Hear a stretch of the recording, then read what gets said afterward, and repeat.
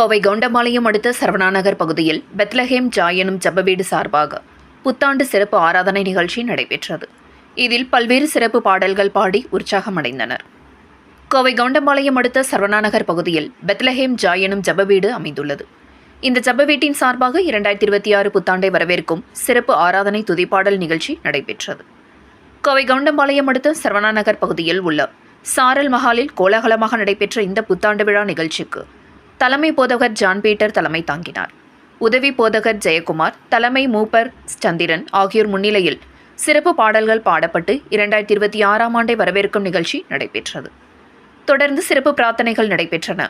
இதில் ஜெப வீட்டின் ஊழியர்கள் கண்ணீர் மல்க பிரார்த்தனை செய்து நள்ளிரவு 12 மணிக்கு ஒருவருக்கு ஒருவர் ஆற தழுவிக்கொண்டு புத்தாண்டு வாழ்த்துக்கள் கூறி கொண்டாடினர்.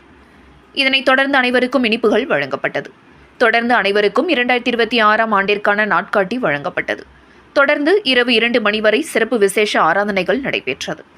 முன்னதாக புத்தாண்டை வரவேற்கும் விதமாக பெத்லஹேம் ஜாய் ஜெப வீட்டின் சகோதர சகோதரிகளின் நடன நிகழ்ச்சி, நாடகம் உள்ளிட்ட பல்வேறு கலை நிகழ்ச்சிகள் நடைபெற்றது.